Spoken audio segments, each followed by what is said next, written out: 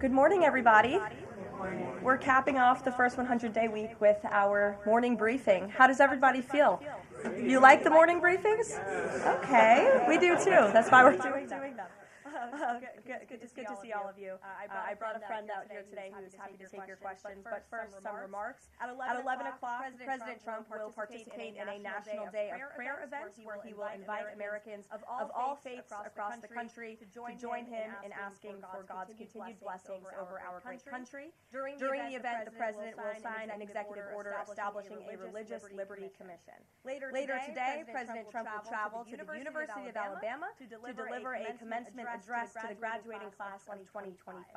Last night, we saw yet again why President Trump is our deal maker in chief. We secured a historic agreement to establish the United States-Ukraine Reconstruction Investment Fund. This is a first of its kind economic partnership for the reconstruction and long-term economic success of Ukraine that both the United States will greatly benefit from. This partnership represents the United States taking an economic stake in securing a free, peaceful, and sovereign future for Ukraine. This partnership establishes a fund that will receive 50% of royalties, license fees, and other similar payments from natural resource projects in Ukraine. President Trump has been clear from the beginning. He wants the killing in this brutal war to end. This agreement shows how invested the president is in securing a truly lasting peace. To mark President Trump's triumphant first 100 days in office, we've detailed all week how President Trump has been hard at work delivering on the promises he made to the American people. And yesterday, the president once again showcased why he is the most transparent and accessible president in American history when he held his fourth open press cabinet meeting. Every cabinet secretary went into great detail, explaining how their respective agencies are making life better for American families and businesses. And then the President allowed all of you to ask questions on anything you wanted afterwards. One of the main reasons President Trump won nearly 80 million votes, swept all 7 battleground states, and received a resounding mandate from the American public is because of the contrast he presented during the campaign and continues to this day. Everything President Trump's agenda is grounded in one thing: common sense. While the Democrat Party went off the deep end and doubled down on pure craziness, President Trump pledged to restore common sense back to the United States of America. In a little more than 3 months, that's exactly what he's done. He recognized that America is a sovereign nation that cannot survive if it does not protect its territorial borders. So he secured the border in record time and ended the mass invasion of tens of millions of illegal aliens into our homeland.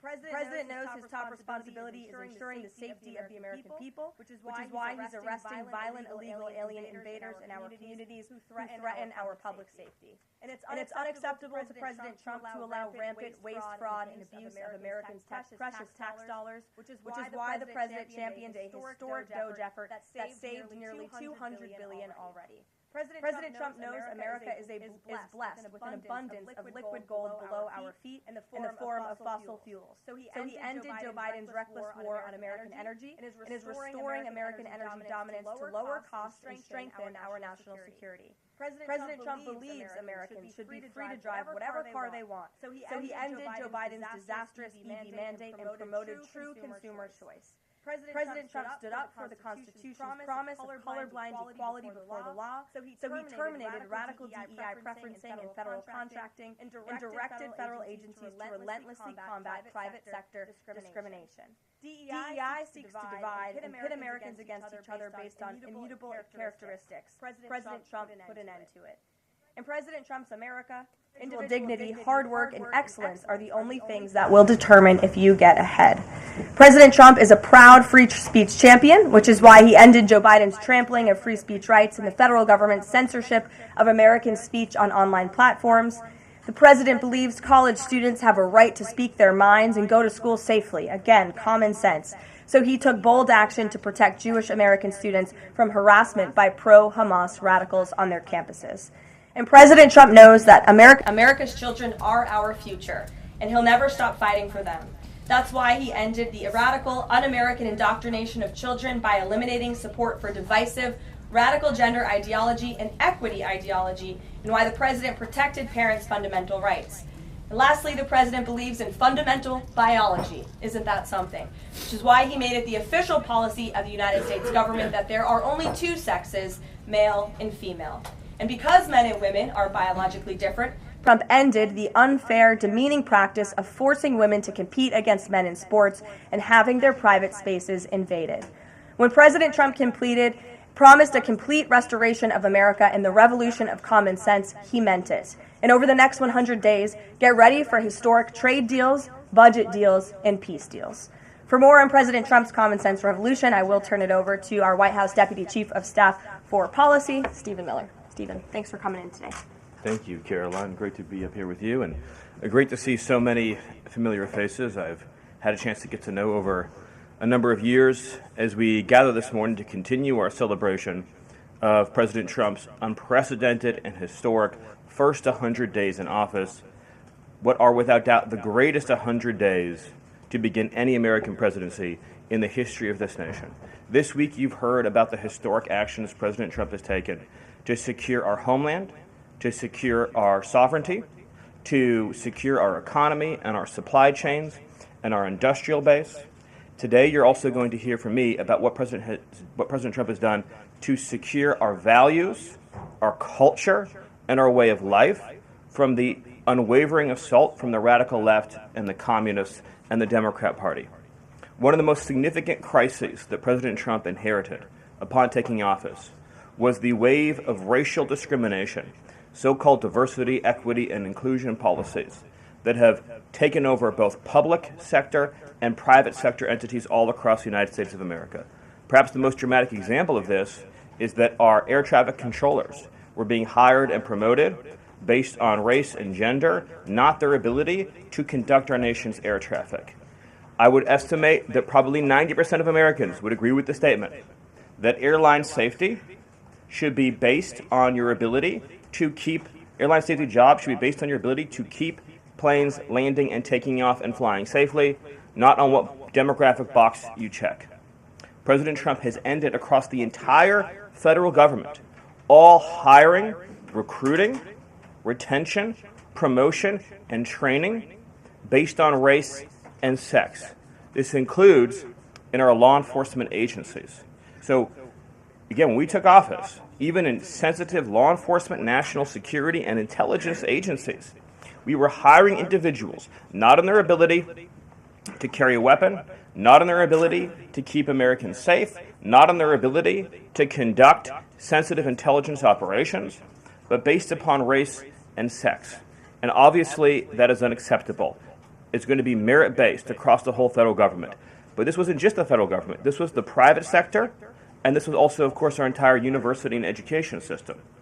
So President Trump's Department of Justice, working with other departments and agencies, have made clear that this administration is going to fully enforce Title VI, Title VII, and Title IX of our Federal Civil Rights Code. Discrimination based on race and sex is prohibited by law, and this administration will vigorously enforce that. And companies, small or large, that violate plain text of federal statutes will face appropriate financial and other penalties. This administration is not going to let our society devolve into communist, woke, DEI strangulation. We are going to have a system of merit, which is not just a social and cultural issue, it's an economic issue.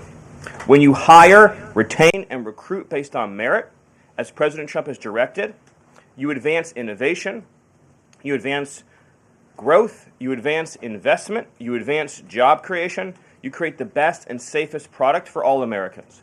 When a citizen goes to, say, a hospital in a medical emergency, they don't care what race or sex their doctor or their nurse is. They want the best treatment they can get in that emergency. When they're flying a plane or when they're on an aircraft, they want that pilot to be the best pilot, the safest pilot, not caring what that pilot's race or sex is. This applies across the whole government. In particular, looking at our university system, this administration has opened investigations into universities across the country for violating, and we talk a lot about Supreme Court rulings, universities across this country are in plain and direct violation of the Supreme Court's ruling that affirmative action, as in racial quotas and set-asides, are illegal. Students must be admitted to universities on a color-blind basis.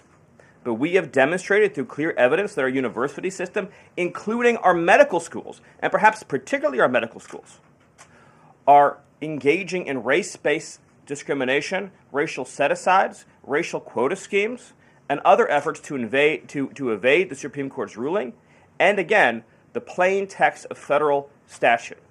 So universities are on notice, and universities are already facing the financial consequences of their noncompliance with federal law. The clearest example that we're all familiar with, of course, being Harvard, which is engaged in repeat, systemic, and sustained violations of federal civil rights law. Another area of civil rights law that we talk about a lot, of course, is Title IX, sex-based discrimination. And this administration ended the Biden administration's policy and the Democrat Party's policy of allowing men into women's sports, men into women's spaces. We are using every single legal and financial tool we have at President Trump's direction to make it clear that schools and universities are and will lose federal funds, as you've seen in Maine, if you allow men to invade women's sports and women's spaces. And this applies to our whole K-12 system. The Department of Justice is also coordinating with state and local law enforcement to fight child abuse in our school systems. It is child abuse to change a child's gender, particularly if you do not inform the parents. In other words, if a 5-year-old or a 6-year-old goes to school, or a 7-year-old goes to school, and the teacher tries to turn the boy into a girl or the girl into a boy, that is child abuse. And this administration is treating that as child abuse. And it is a gross violation of parental rights. This also includes the administration's message to our hospital systems that they cannot and will not be allowed to use taxpayer dollars to perform chemical castrations and sexual mutilations of children. Castration surgeries, castration drugs, sterilization treatments of children are barbaric. They violate all sound medical ethics. They are completely unwarranted. They harm children for life irreversibly. It is child torture. It is child abuse. It is medical malpractice. And so the Department of Health and Human Services, under the leadership of Bobby Kennedy, as well as the Department of Justice and other departments of this government, are making clear to our medical providers and our hospital systems that you cannot use taxpayer dollars to perform these barbaric procedures on America's children. And HHS has systematically eliminated all of the junk, fake science that was produced under the Biden administration promoting sex changes on children, promoting the idea of sterilizing children. That's been cleaned out, that's been removed, and new guidance is being issued to doctors and hospitals advising them that they cannot perform these horrifying procedures, these irreversible procedures on our nation's children. We are also making clear in our prison system, male prisoners will not be allowed into women's prisons. The Biden administration promoted prison rape by putting men into female prisons. That is obviously insane, cruel, and unacceptable. And even though the Democrat Party and Hakeem Jeffries and the Democrat media continue to fight to put men into women's prisons, this administration will not allow that. And will not allow men, as well, in our K-12 system, into women's private spaces and restrooms.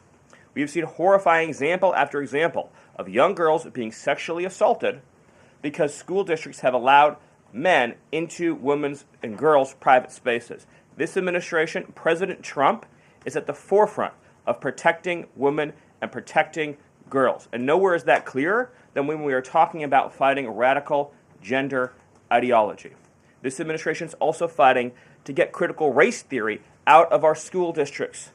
Children will be taught to love America. Children will be taught to be patriots. Children will be taught civic values for schools that want federal taxpayer funding.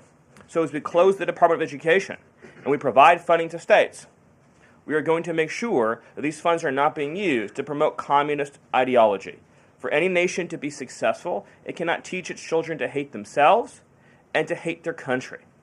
So these are a few of the areas in which President Trump has fought the cancerous communist woke culture that was destroying this country, where we were led to believe that men were women, that women were men, that racial discrimination was good, that merit was bad, and that safety and physical security mattered less than the feelings of liberal ideologues. The president has also fought to return the Department of Justice to its core mission of protecting public safety and locking up violent criminals, instead of using the Department of Justice to target conservatives, to target Christians, to target people of faith. The last administration cruelly and shamefully used the power of the Justice Department to go after law-abiding Americans, in particular Trump supporters, conservatives, and Christians. That persecution has ended. The Department of Justice and the FBI are back in the business of going after bad guys, of going after gangs, of going after criminals, and keeping Americans safe. Let me just conclude before taking questions by noting that when you look at the sweep of the first 100 days, every single crisis that has afflicted America for years, sometimes decades, sometimes generations, this president has fought head on. He has taken on every entrenched power structure and system all across this government, this swamp, this town. That includes, of course, the DOGE efforts to slash corrupt, wasteful government spending, graft, and corruption, and to stop billions of taxpayer dollars from going to radical left NGOs. These are left-wing nonprofits that are used to advance illegal immigration, to advance open borders, to advance gender ideology, and to advance all of this insanity that has been turning our country in the wrong direction for so many years.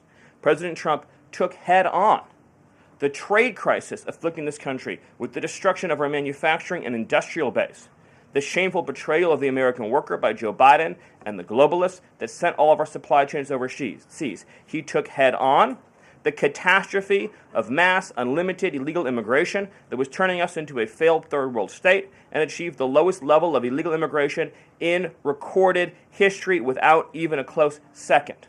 He took on the economic crisis afflicting this country by reopening American energy, by defeating inflation, by lowering gas prices, by ending the onslaught and reversing the onslaught of federal regulation, by reopening coal, shale, oil, natural gas, and fighting now for the largest tax cut and reform and the largest deregulation reform and the largest energy reform in American history. These are just some of the things that have ushered in the new golden age, along with his fight to restore the peace that we had for 4 years under the previous administration before Joe Biden sunk this planet into bloodshed and war in the Middle East, in Europe, and rising tensions in Asia. President Trump, in every area of conflict around the globe, has been fighting to restore peace, security, stability, harmony. So he inherited an economic catastrophe, a border catastrophe, a public safety catastrophe, and a cultural catastrophe. And in every case, he has reversed those catastrophes and brought America into the new golden age. So I thank you for your time, and I look forward to any questions you have. Awesome. Thank you, Stephen. And as always, we'll start with our new media seat today. Chris Bedford from the Blaze Media. Why don't you kick us off? Thank you very much. Stephen, what is the end goal of the China tariffs right now? Is the idea to open up the Chinese markets through a deal to a better market for exporting American goods to China, or is it a reconfiguration of global trade in a way that isolates China from free countries? No. So China is a unique situation, obviously. The president has talked at length about what happened to us economically since China's entrance into the World Trade Organization and the trillions and trillions of dollars of trade deficits that we've racked up with China over the period of that time, and what that's meant for our national security, what that's meant for our economic security, what that's meant for our supply chains. Obviously, right now, the Secretary of the Treasury is in the process of developing a plan that will answer the questions that you're talking about, but the president's goals have been very clear on these points, which is that he is not going to allow China to continue to steal our intellectual property, to continue to illegally dump and subsidize their goods in our markets, to manipulate their currency, to rack up an unsustainable trade deficit. We need to have a trade relationship with China that does not do harm to our nation's economic and national security. And that has to be the guidepost of any objective. At the same time, tariffs will bring significant revenue into this country that will allow us to pursue our dramatic plan of tax cuts and reforms. Awesome. Great. Bloomberg, go ahead. Hi.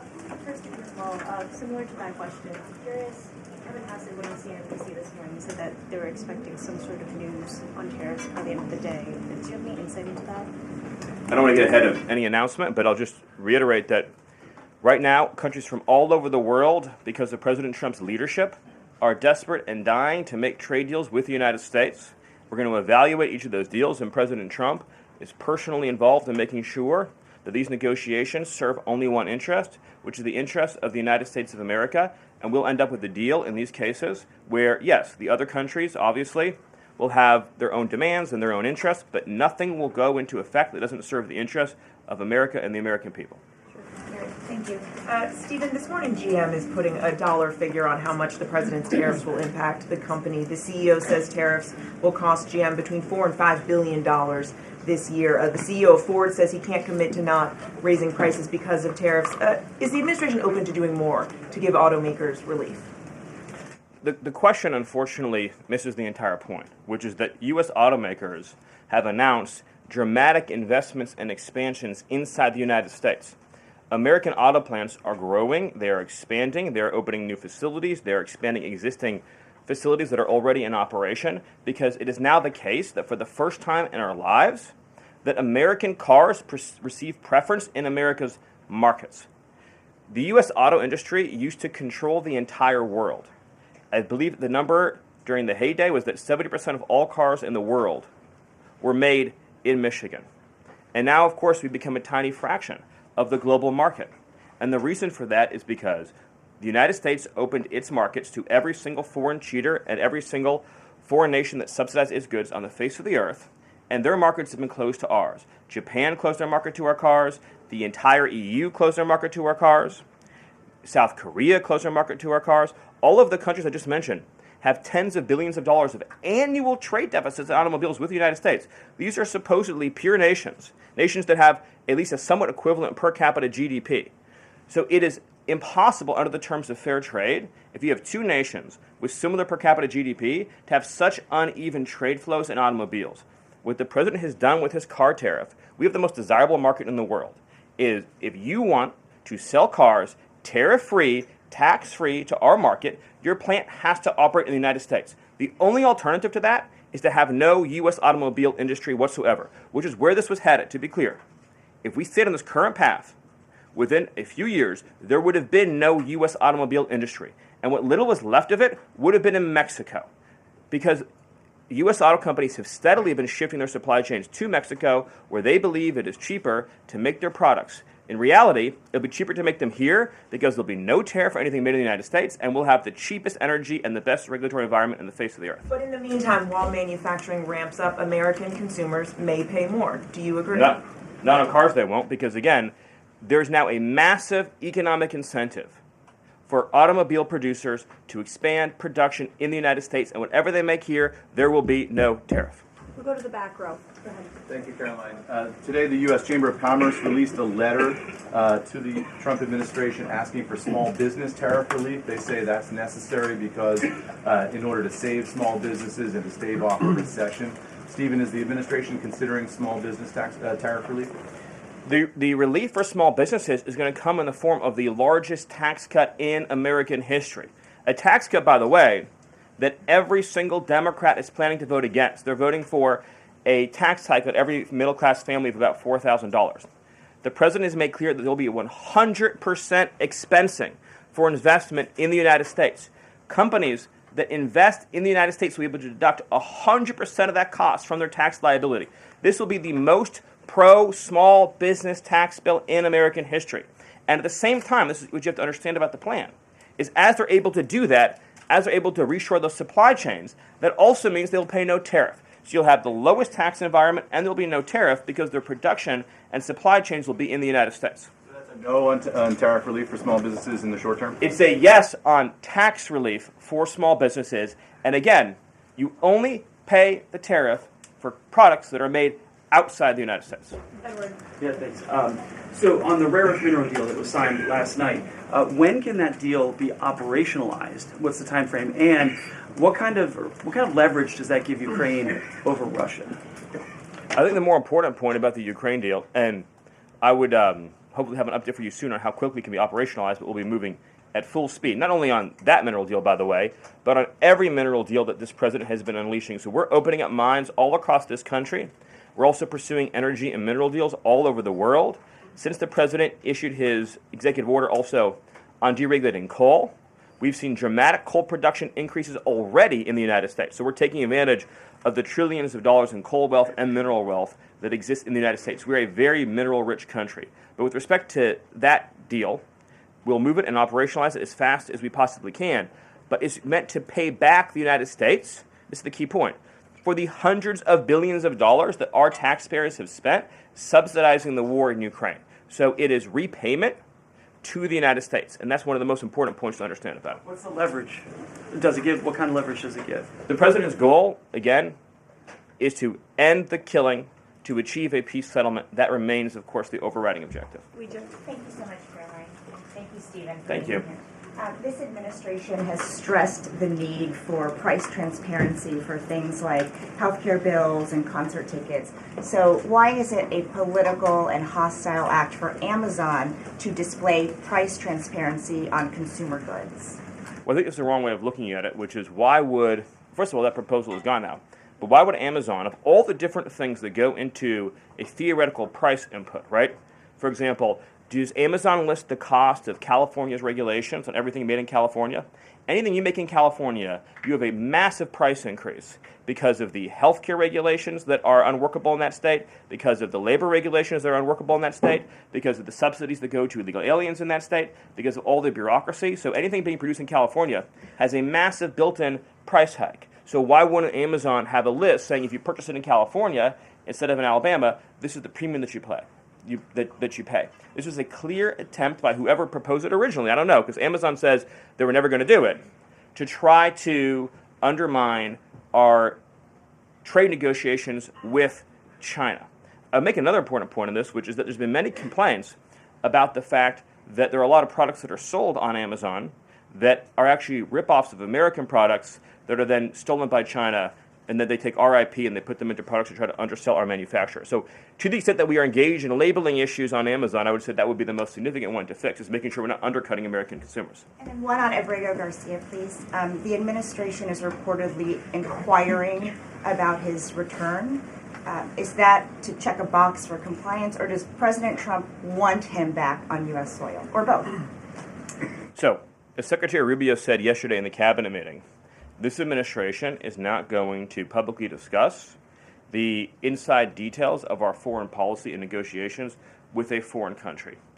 And in particular, we are not going to allow a district court judge to try to become the Secretary of State. Secretary Rubio is the one who, under his leadership and direction at the State Department, is managing the day-to-day relationship with El Salvador. Let's just take a moment, number one, to express our gratitude to El Salvador for agreeing to take some of the most dangerous terrorists off of America's streets and to put them into a safe environment where they cannot continue to engage in acts of terrorism or coordination with the Maduro regime. You may have seen recently an FBI assessment that was unclassified that said that the Maduro regime is using and planning to use trained Nicaragua terrorists to carry out assassination plots on American soil. Now, very few in this room covered that. I'll let you all ask yourselves why you didn't cover it and why your editors didn't assign that story to you. Something I think you should think about on your own. But this is a earth-shattering piece of news. The Biden administration imported a terrorist army that our own FBI assesses is planning assassination strikes on American soil against critics of the Maduro regime. Those are the terrorists that President Trump is finding and apprehending that our Democrat judges and Democrat activists are trying to keep on U.S. soil. Trained Nicaragua has the same legal status as Al-Qaeda and ISIS. MS-13 has the same legal status as Al-Qaeda and ISIS. These are foreign terrorists operating on our soil. And our gratitude to El Salvador for agreeing to take custody of these terrorists is immense. With respect to the case that you mentioned, there's now even been more evidence that has been made public of this person's violent, repeated threats and assaults against his spouse, someone who had repeated, documented human trafficking and human smuggling offenses, somebody that has extensively documented membership in MS-13, a terrorist organization, and of course he had MS-13 tattooed on his knuckles. This is a person that was a clear and present danger to the safety of the American people. And it is a sad reflection on the state of our media and many of the outlets represented in this room, that you obsessively try to shill for this MS-13 terrorist, well, no coverage occurred in your papers about any of the Americans that were raped and tortured and murdered by the illegals that Biden was importing into our country. You talk about due process. The Biden administration made the decision to give extensive due process to 2 Tren de Aragua terrorists that were apprehended at the border just a couple years ago. They were 2 gentlemen. They were from Venezuela. They were members of Tren de Aragua. The Biden administration Border Patrol apprehended them and made the decision to provide them with extensive due process, put them onto a program known as supervised release, and put them on ankle monitors so that they could go through a lengthy legal, judicial determination as to whether these legal aliens who had just set foot on U.S. soil might want to live in the United States for the rest of their lives. What was the result of that decision? What was the result of that choice that was made? Those 2 men kidnapped a young girl named Jocelyn Ungary from her family. They beat her, they sexually assaulted her, they tortured her, they stripped her, they murdered her, and they dumped her body. That is what the Biden administration's policy was. Most of your papers never covered her story when it happened. To the extent that you covered it at all, it was because President Trump forced you to cover it by highlighting it repeatedly over and over again. He had to shame you into covering it. And each and every one of you that sides over and over again with these MS-13 terrorists, to the extent that you have the financial means to do so, you all choose to live in condos or homes or houses as far away from these kinds of gangbangers as you possibly can. If I offered any one of you a rent-free home with no taxes to pay in any of these gang neighborhoods, and I said your neighbors are MS-13 terrorists or Mexican mafia or Sinaloa cartel or Tren de Aragua, I couldn't pay you to live there. But yet you, with your coverage, are trying to force innocent Americans to have these people as their neighbors, and that one day their daughter may be abducted from their home and raped and murdered. So you're not going to get an ounce of sympathy from this administration or President Trump for the terrorists who've invaded our homes and our country. Awesome. Thank you. Peter, we'll take a couple more questions. A couple questions on DOGE, of course, because that's the topic that you're here to speak about. But I want to ask you one other question about the topic of prices. We heard from the president on this just yesterday, right now, on prices and the risk that there could be some short-term, as he said, shortages. He was referring specifically to dolls. What do you tell Americans right now, Stephen, who say they can't afford to, in the president's words, be patient? Americans who voted for President Trump on his promise that he would lower prices across the board on day one. But he did lower prices across the board on day one. Well, grocery prices last month went up 0.4%, of course. So I mean just across the board, not exclusively eggs. Inflation, as you would acknowledge, is down substantially. Gas prices are down substantially. The new GDP report showed a 22% record increase in investment in the United States of America. So all of the, and don't even, egg prices, of course, which was all you guys talked about for a few days, I think are down like 80%. The reality is that we can either surrender economically to China, or we can reclaim and reshore our manufacturing base and our industrial needs. And it's not just China. In the event of any national emergency, this is the president's first duty as commander-in-chief.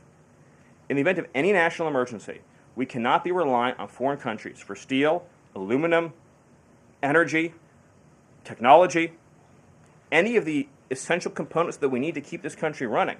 He is fulfilling his duty as commander-in-chief that every president before him had failed to fulfill or even actively betrayed. And despite inheriting all of this, as I mentioned, inflation down, jobs up, and particularly, by the way, jobs for American workers. So for the first time, you look at these jobs reports, the government workers are going down, which artificially, of course, increased previous job totals. The employment of non-citizens is going down. The employment of American citizens is exploding. Remember, all the job gains during the Biden administration, so-called gains, on net were for foreign workers. So if you look at the stock of American workers over his whole administration, they lost jobs on net. So if you're an American worker, you lived through 4 years of a Biden depression. That was the economic reality that now the President Trump is rescuing. And again, if you make your product in America, there's no tariff. And as we develop advanced manufacturing techniques, increased AI, increased robotics, it'll be cheaper and cheaper and cheaper to manufacture in America. But to be clear, you said that prices have gone down across the board. The president himself acknowledged that on toys you may end up paying, on dolls he was referring to, you may end up paying a little bit more right now. So in terms of... He was making the point that I think almost every American consumer agrees with. If they had a choice between and I'm a parent of young children, you had a choice between a doll from China that might have, say, lead paint in it, that is not as well constructed as a doll made in America that has a higher environmental and regulatory standard and that is made to a higher degree of quality. And those two products are both on Amazon, that yes, you probably would be willing to pay more for a better made American product, but here's the key point. With the tax cuts, the regulation cuts, the energy price decrease, and everything else that President Trump is doing to unleash this era of American prosperity and prevent the road we were on to get off that road of financial ruin and doom, means that it will be cheaper than ever to make and manufacture in America. I think that answers your question. So I'm going to follow one more. Stephen, can I just... Caroline, can I ask the Doge question? Can I ask about Doge? Peter, we just gave you 2 questions. Brian, go ahead. But I'll wait. Thank you. Last night, Kamala Harris delivered her first major speech after losing the election. She attacked Trump personally, attacked the policies. Any comment from the White House on that? Well, I think it was a great reminder to the American people of just how blessed we all are that the leader sitting in the Oval Office today is President Donald Trump and not President Kamala Harris. It was a helpful reminder of just what a travesty and a tragedy that would have been. It would have been the end of America. And it gives me a chance to bring this whole thing home. If we continued on this road of radical regulation, choking off American energy, sending our supply chains to foreign countries, taxing our economy to death, pushing this cancerous woke ideology on our children, ending merit, ending scientific innovation, ending public safety, allowing, everyone goes to the stores these days, everything's locked up, criminals roam free, law-abiding citizens under the previous administration were punished while gangbangers were given red carpet treatment. Democrats, of course, are still giving gangbangers red carpet treatment. And then the border invasion. If those policies had continued, it would have been the end of the American Republic. And the only thing Americans want to hear from Kamala Harris is an apology for joining Joe Biden, and remember, she was the border czar, joining Joe Biden in aiding and abetting the invasion of our country. And we're never going to stop talking about this, because what they did to this country is unforgivable. It is an eternal stain on the Democrat Party. Every day we read another story. Every day we arrest another alien they let into this country who raped a child, who beat a woman within an inch of her life, who murdered a mom, who murdered a dad, who trafficked drugs into this country, who trafficked fentanyl into this country, who are responsible for dead and slaughtered Americans. And I don't know what's broken in the Washington press corps, that none of that moves them emotionally. The only thing that gets them exercised is, do we need to have more trials for terrorist supporters? We need to have more trials for gangbangers. We need to have more trials for illegal alien invaders, even though Congress and the Constitution clearly say that you can expel invaders and illegal aliens quickly, efficiently, and properly. This president has literally saved America, and I could not be prouder. I could not be prouder, as I know Karoline feels the same way, to come every single day to this building where we have a leader sitting in that office whose first, last, and every thought is the safety, prosperity, security, and sovereignty of the citizens. That's an important word, people. Citizens of this republic. Thank you all. Thank you, Stephen. Thank you for your time. Thank you, everyone. And just to add on the Kamala Harris point, I think I speak for everyone at the White House. We encourage Kamala Harris to continue going out and do speaking engagements. You'll hear from the president at 11 o'clock. See you guys later. A report the president's planning to fire Mike Waltz. You guys have a response? Why haven't you nominated a single judge?